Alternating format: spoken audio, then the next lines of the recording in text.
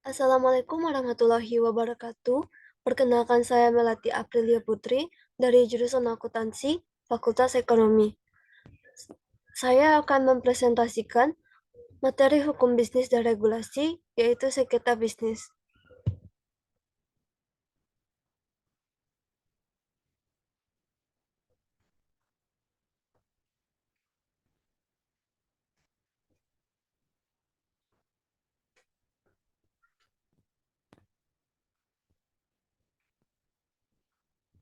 Pengertian sengketa bisnis.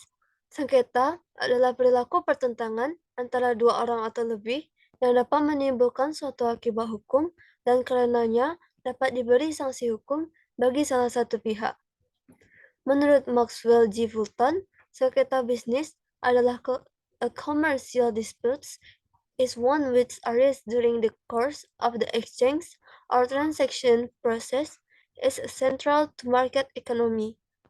Yang berarti, suatu sengketa bisnis adalah suatu hal yang muncul selama berlangsungnya proses transaksi yang berpusat pada ekonomi pasar.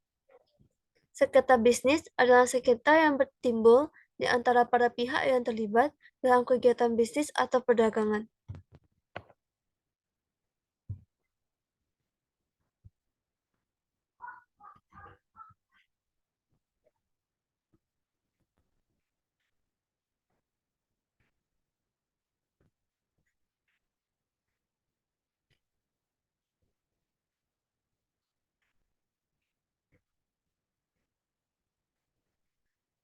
Jenis-jenis sengketa bisnis.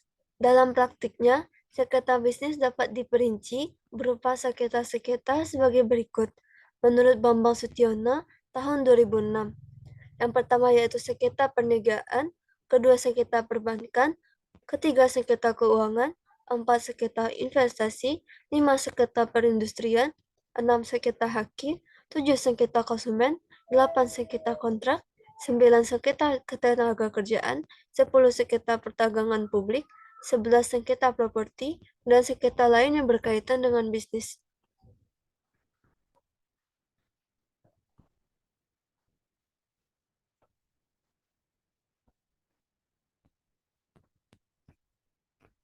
Metode penyelesaian sengketa bisnis dan lembaga penyelesaian sengketa bisnis. Penyelesaian sengketa bisnis merupakan tata cara bagaimana perilaku bisnis dapat menyelesaikan perselisihan atau sengketa di antara pelaku bisnis.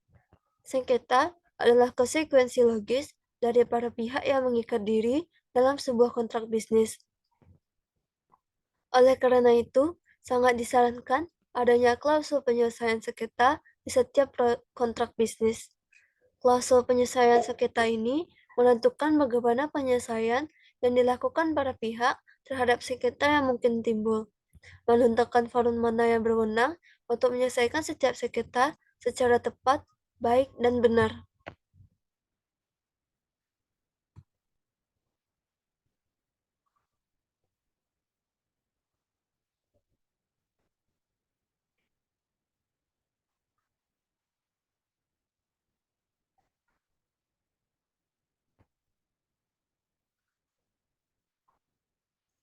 Metode penyelesaian dibagi atas dua sudut pandang. Yang pertama yaitu dari sudut pandang pembuat keputusan, jenis-jenisnya yaitu A. Adjudikatif, merupakan mekanisme penyelesaian yang ditandai di mana kewenangan pengambilan keputusan pengambilan dilakukan oleh pihak ketiga dalam sengketa di antara para pihak. B. Konsensual atau komprom adalah cara penyelesaian sengketa secara kooperatif atau kompromi untuk mencapai penyelesaian yang bersifat win-win solution. C. Quasi-adjudikatif merupakan kombinasi antara unsur konsensual dan adjudikatif. Kedua, dari sudut pandang prosesnya. A. Litigasi merupakan mekanisme penyelesaian sengketa melalui jalur pengadilan dengan menggunakan pendekatan hukum. Adapun lembaga penyelesaiannya yaitu pertama pengadilan umum, kedua pengadilan niaga. B. Non-litigasi merupakan mekanisme penyelesaian sengketa di luar pengadilan dan tidak menggunakan pendekatan hukum formal.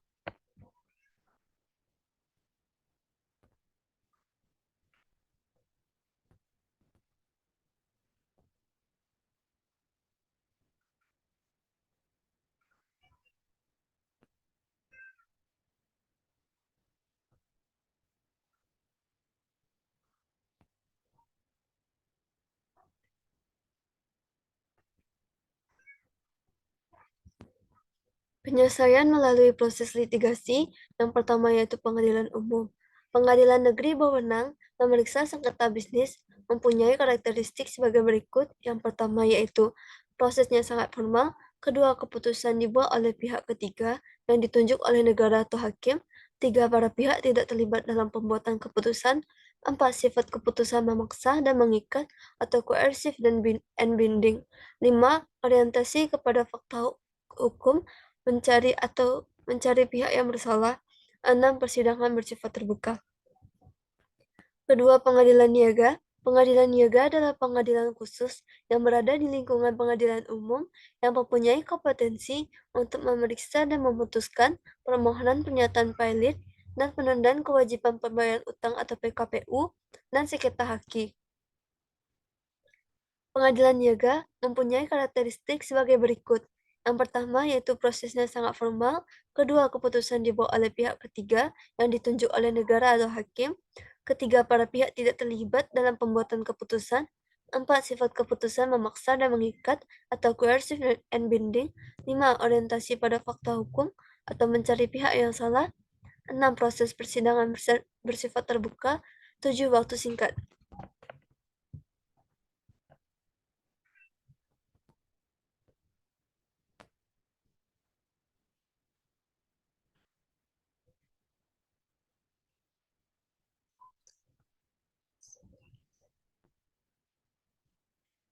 Penyelesaian non-litigasi.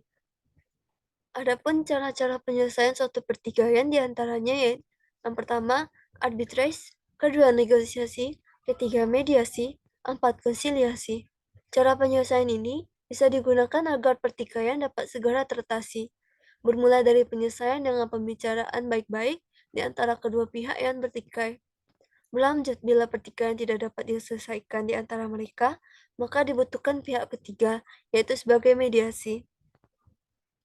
Selanjutnya, jika tidak dapat melalui mediasi, maka dibutuhkan pihak yang tegas untuk menyelesaikan permasalahan yang ada. Jika tidak dapat diselesaikan juga, maka membutuhkan badan hukum seperti pengadilan untuk menyelesaikan masalah tersebut. Cara ini bisa disebut dengan ligitasi. Secara keseluruhan, cara-cara tersebut dapat digunakan sehingga pertikaian dapat diselesaikan.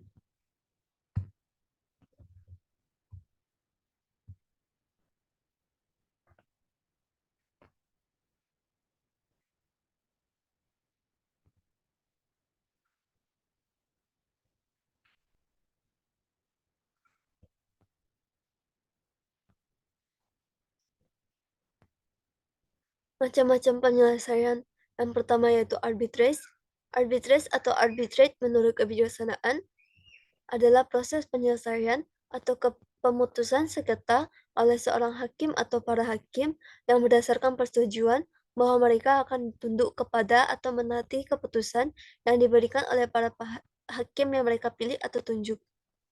Pasal 1 Angka 1 dari Undang-Undang Nomor 30 Tahun 1999 tentang arbitrase dan alternatif penyelesaian sengketa memberikan definisi arbitrase yaitu cara penyelesaian suatu sengketa perdata di luar pengadilan umum yang didasarkan pada perjanjian arbitrase yang dibuat secara tertulis oleh para pihak yang bersengketa.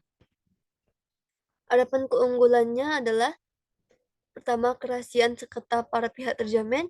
Kedua, keterlambatan yang diakibatkan karena hal prosedural dan administratif dapat dihindari. Ketiga, para pihak dapat menentukan pilihan hukum untuk menyelesaikan masalahnya. Empat, para pihak dapat memilih tempat penyelenggaraan arbitrase. Kelemahannya yaitu masih sulitnya upaya eksekusi dari suatu putusan arbitrase, padahal pengaturan untuk eksekusi putusan arbitrase nasional maupun internasional sudah cukup jelas. Kedua, negosiasi. Negosiasi adalah proses untuk mencapai kesepakatan yang menyangkut kepentingan timbal balik dari pihak-pihak tertentu dengan sikap, sudut pandang, dan kepentingan berbeda antara satu dengan yang lain.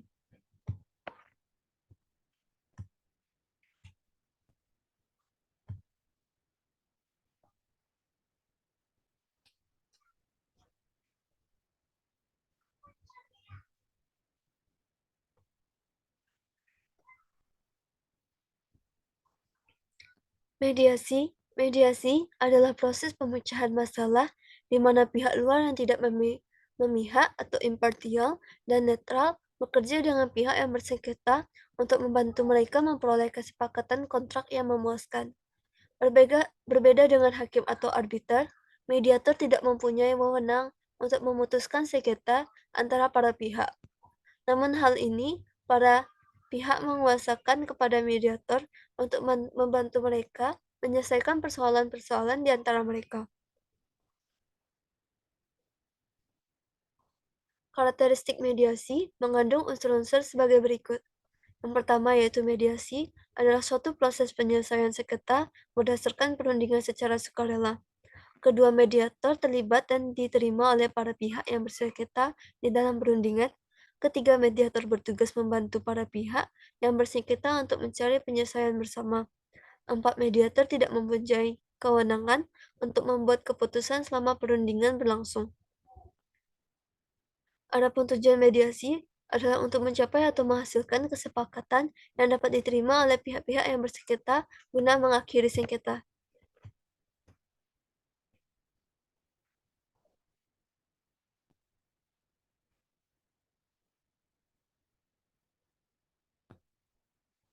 Keempat yaitu konsiliasi.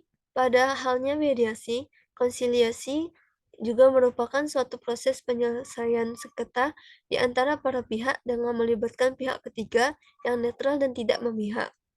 Biasanya, konsiliasi mengacu pada suatu proses yang mana pihak ketiga bertindak sebagai pihak yang mengirimkan suatu penawaran penyelesaian antara para pihak, tetapi peranannya lebih sedikit dalam proses konsiliasi dibandingkan seorang mediator.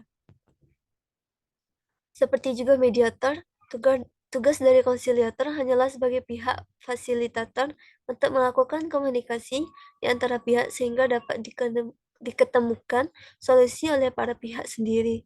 Pihak konsiliator hanya melakukan tindakan-tindakan seperti mengatur waktu dan tempat para pihak, mengajarkan subjek mengarahkan subjek pembicaraan, membawa pesan dari satu pihak ke pihak lainnya jika pesan tersebut tidak dapat disampaikan langsung atau tidak mau bertemu tatap muka langsung, dan lain-lain. Konsiliator dapat menyarankan syarat-syarat penyelesaian dan mendorong para pihak untuk mencapai kesepakatan. Berbeda dengan negosiasi dan mediasi, dalam proses konsiliasi, konsiliator mempunyai peran luas. Ia dapat memberi saran berkaitan dengan materi sengketa maupun terhadap hasil perundingan.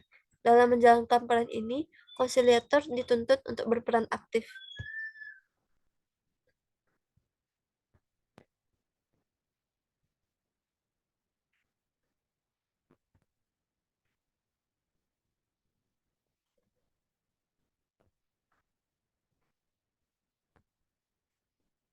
Sampai di situ saja materi presentasi yang saya sampaikan. Mohon maaf jika ada kesalahan dan jika ada kekurangan materi, mohon dimaklumi. Sekian, terima kasih. Assalamualaikum warahmatullahi wabarakatuh.